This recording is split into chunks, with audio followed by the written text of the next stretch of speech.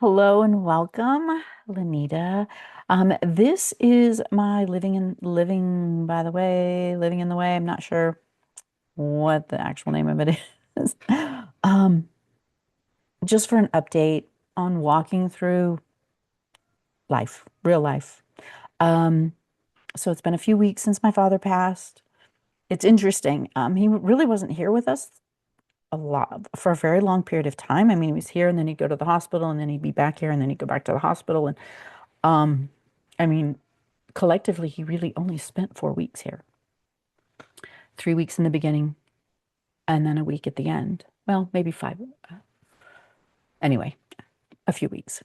Um, but there's things like yesterday we came home from um, visiting my mom and her husband, my stepdad, mom and Tom, and we met at our favorite winery. It's a couple hours drive. It was a lovely day for a road trip. And then we had a beautiful picnic out under a weeping willow, picnic table, grass, grapevines everywhere. Wonderful wine, great food. My stepdad Tom brought a corned beef that he had cooked, and we had corned beef on rye sandwiches, and I brought like naan crackers and brie, spreadable brie, and tzatziki dip. And so we just had a feast. It was a beautiful, beautiful feast. Got some of my favorite wine. My wine rack was getting holes in it, and my favorite wines were going. And so picked up some favorite wines. Um, and but when I got home, I had a brief, fleeting thought, and these kind of come as like, oh, I got to go check on Dad and see how he's doing and let him know how our day went. Which is so bizarre because I mean, I was not raised with this man. I didn't have him around a lot in my life, but for the past couple of months, you know, thoughts of him and taking care of him have been high on my priority list. And so it's just interesting the little thoughts that pop in. Um,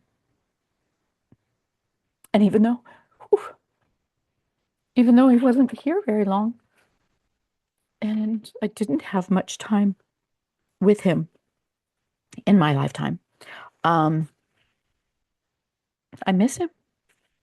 I do. I miss him. So, um, there's not a whole lot to update there. Taking care of him was wearing me out physically. It was one of the concerns that everyone who knows me intimately knows. I have a genetic disorder, and I work within the constraints that I'm able to with it. It affects my physical life, which then affects my emotional life quite a bit, and especially when I get um, run down or overextended. The past several years, I mean, I literally over the past 8 years went from being bedridden to housebound to able to do some stuff. And right before my dad came, I was like at the most able to do what I was able to do for years. And this has kind of given me a bit of a setback. Um, but it's been interesting how the Father has been using it to really speak to me and teach me his ways, in that um, I started having like major fear come in about, oh my gosh, I'm depleted. In a, as I explained it, I'm in a multi-systems crash, and meaning um, physical pain, um, exhaustion, weariness, weakness. Then we go to digestion's a mess, weird heart things going on, um, then emotionally drained and tired and just everything. Plus, I also did an interesting thing, and I really believe it was led and I was directed to, in that I had stopped most all of um, my supplements and medications even. I was diagnosed as hypothyroid, meaning low thyroid, back when after my daughter was born, which she's in her 30s, so a long time ago. And I've tried a bunch of different, like I was on synthetic thyroid medication for several years. Um, and it never really helped. Um, I still had problems with my weight. I still had problems with temperature regulation. I still had problems with my hair falling out, exhaustion, all of the things. But my labs would always say that it was fine. Well, and I did a lot of research and learned that, they don't do proper labs to really see what your thyroid's really doing. So I went down that rabbit hole, and then I started taking porcine, a pork thyroid, which worked well, and then came, to be convicted biblically that I eat biblically and pork's not on the menu. So had to search and actually found bovine thyroid. But I had even stopped that. I had stopped everything for my gut, everything for my thyroid, um, most of my hormones. I just really, I wanted one, I was exhausted and it was just too much because I take a lot of supplements over the years of trying to heal myself. I learned that pharmaceutical synthetic medications actually make me much worse, and natural supplements, even tinctures and things that I make myself, work much better with my body. But I had stopped taking everything. Oh, my daughter might be here. Um, my daughter's coming today with the grands, and they're helping me because I have been exhausted. They're helping me to, or she's helping me to go through my fridge and my pantry to remove the leaven for Passover. But anyway, so I started really dealing with fear about having this multi-system crash. And, I could tell it was coming. And I started getting scared because, like, I don't want to go back to being bedridden. I don't want to go back to, years of trying to build my body back up just to live somewhat normal, um, and be able to function. And the Father really came in and he's like, you need to take these thoughts captive because they're not of me. Fear is not of me. And I'm like, got it. Check. Okay. So really worked at like, and he made me realize, I am exactly where he wants me to be right now. Exactly. Um, and once and with me, it's thankfully the way he's made me.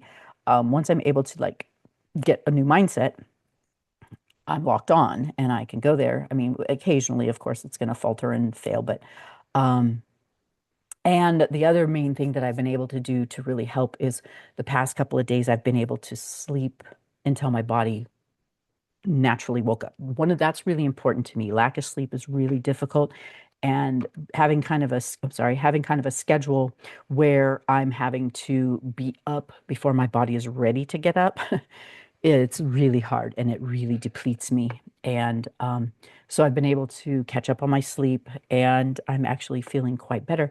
I actually went to a new doctor, which is crazy because it's with Kaiser, and I have had a hate relationship with Kaiser for a very long time. We had Kaiser when the kids were young through my husband's work, and they were very much take these meds, take these meds. Basically, that's, come in, get screened, get tested, and then take these meds. And uh, I did that for a very long time and got very sick doing it, all the way from um, having you know, the flu and the pneumonia and whatever those that they give you yearly. Um, then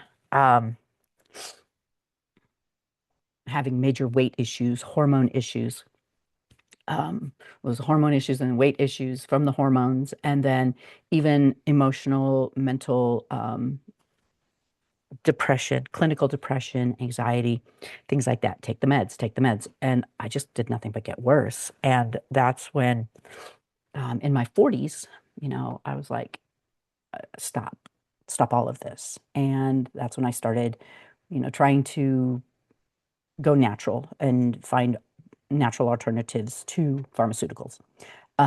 And so basically since then is what I've been working on.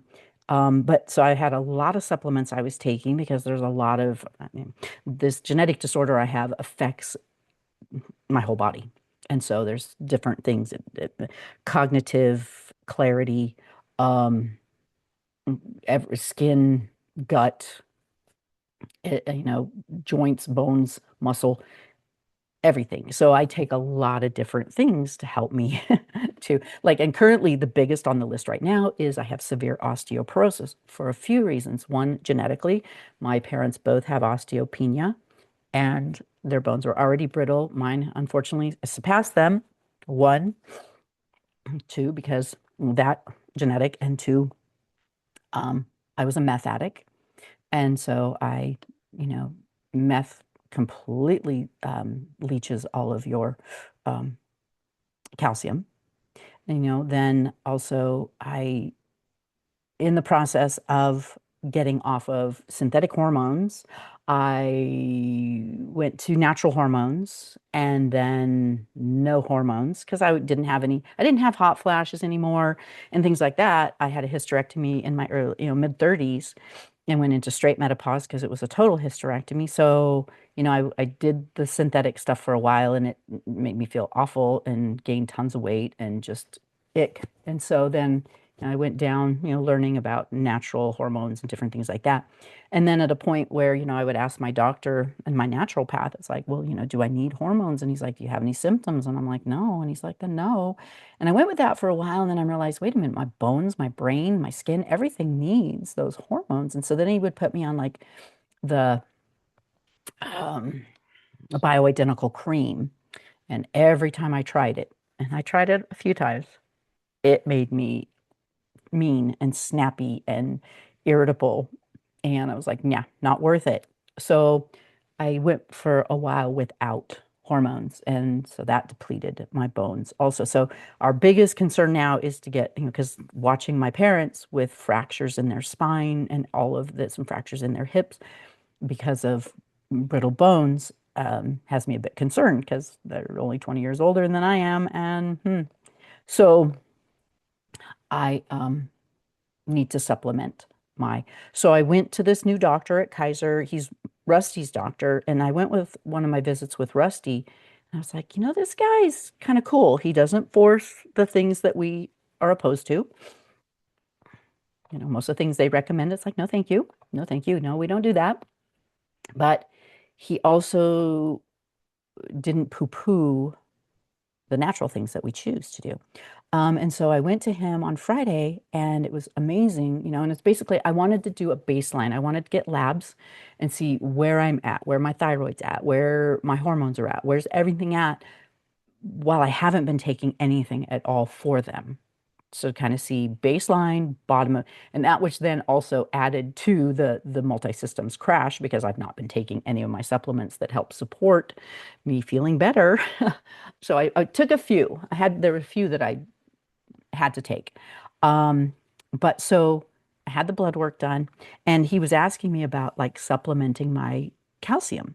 And I was like, you know, are you currently supplementing calcium and D3 and all K2 and all that? And I'm like, D3 and K2, yes. Calcium, I've not yet found a good bioavailable, meaning you know, my body will absorb it well, calcium supplement, because most of them you put them in and you poop them out. And so um, I've never heard a doctor say this before, but he's like, oh, well, I'll go to the New England Journal of Medicine and do some research and see what I can find for a bioavailable um, calcium for you. And I kid you not, by that evening, he had already messaged me in my portal of a liquid calcium that's 88% absorbable, more absorbable. And I was just like, what doctor does that? Amazing. Um, so I'm really pleased. I got my labs back and they're very interesting. Like, because I haven't been taking anything for my thyroid in months and months. And he said, basically, you have to be off thyroid medication for 2 months to get a baseline of your thyroid. Well, I've been off for plus. And a lot of my thyroid labs are normal, which is odd. So I'm, yeah, looking into that. I forgot that I needed him to do a special thyroid lab, so I'll have to ask him to do that one next time. But um, what a journey! What a journey!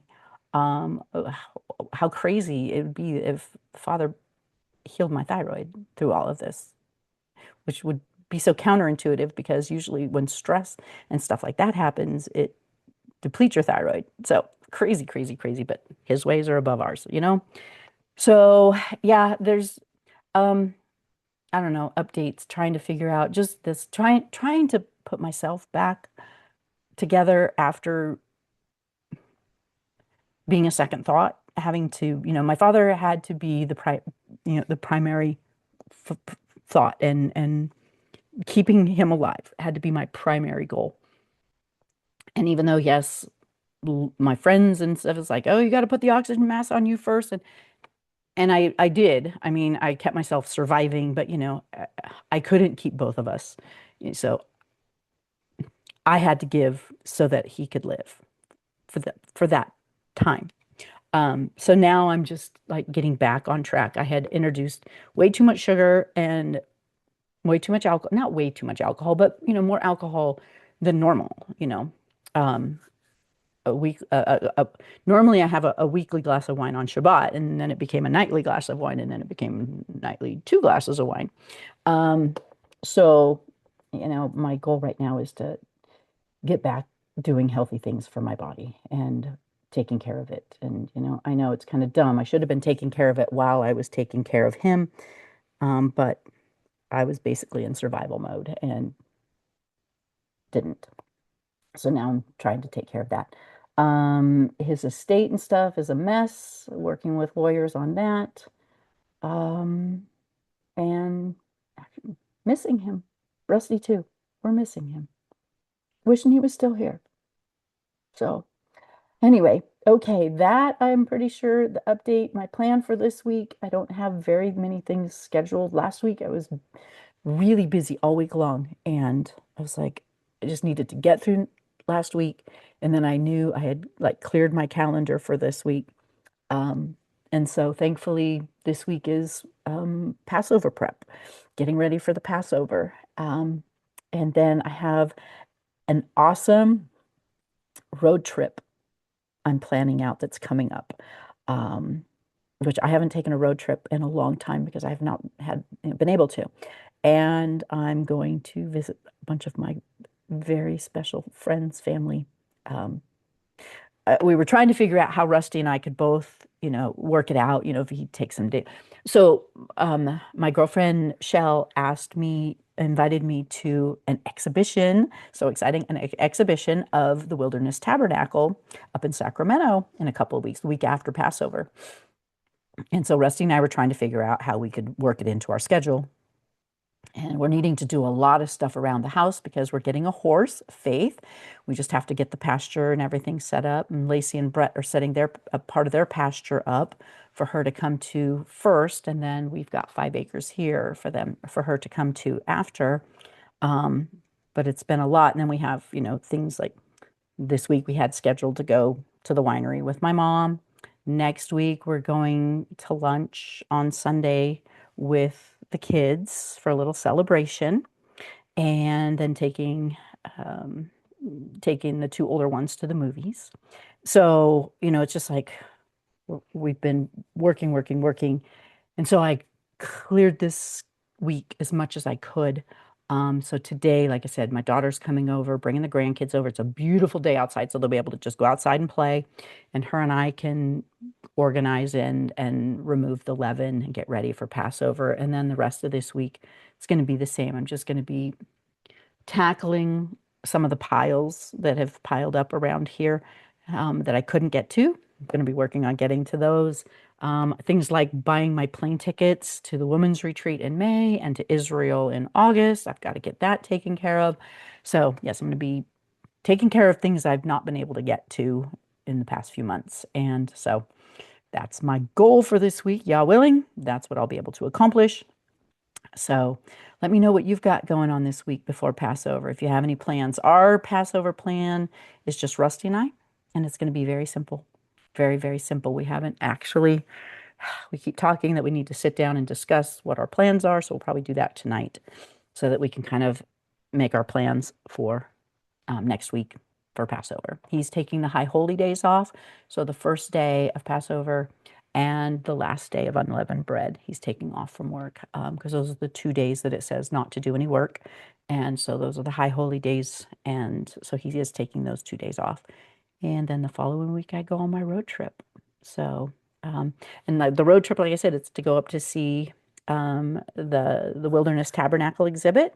And then I'm going to be visiting my auntie, my friend Bina, and my sister Danielle, and Shell. So Rusty's just like, you know what? Why don't you take a road trip? You could use a road trip and go see your people, your loved ones, which I haven't been able to do in a long time. So really excited, getting really excited about taking a road trip and going seeing some of my favorite people. So, and I will take you along and share it with you, let you know how it all goes. But so another week in living in the way of his way, following the Messiah. I guess this is, it's been mostly updates about having my dad come and live here, but basically this is just, it's kind of like my weekly journal of how to walk in his ways. And, I've shared a lot of that, how to walk in his ways of taking your thoughts captive, not letting fear reign, trusting that he is the perfect provider and he has you exactly where you're supposed to be. If you're walking in repentance and restoration, and if that is your goal every day to walk in his ways and to do it his way, then he is a perfect provider. Like I said, those there were promises that I read in Malachi 3, 4 through 24. That was part of our, that was the Haftorah of our Torah portion today. Recommend you go read it, because if you do these things, then there's these promises that come. And so learning to walk in those promises and trust him that he's a promise keeper and that he's going to keep those promises. If you keep and do what you're called to do, he's going to keep and do what he promised he would do. So that's what this whole playlist is, walking in the way of just walking in the way of the Messiah. Um, he is my example, and that's the way I choose to live, is the way he has laid out for us to live through his word. So be blessed. Let me know where you're watching this from. If I don't even know who watches this. I'm not a numbers person, so I don't go check and like, oh, how many views and blah. Nope, could care less. Um, I'm just being obedient. He said, do it. I'm doing it. For whatever his purpose is for it, yeah, let it bring you glory. And bless those that watch it. But let me know where you're watching from and what he's doing with you, how you're walking in the way. So, all right, be blessed, and y'all willing, I'll see you next week. All right, let's see here. And okay.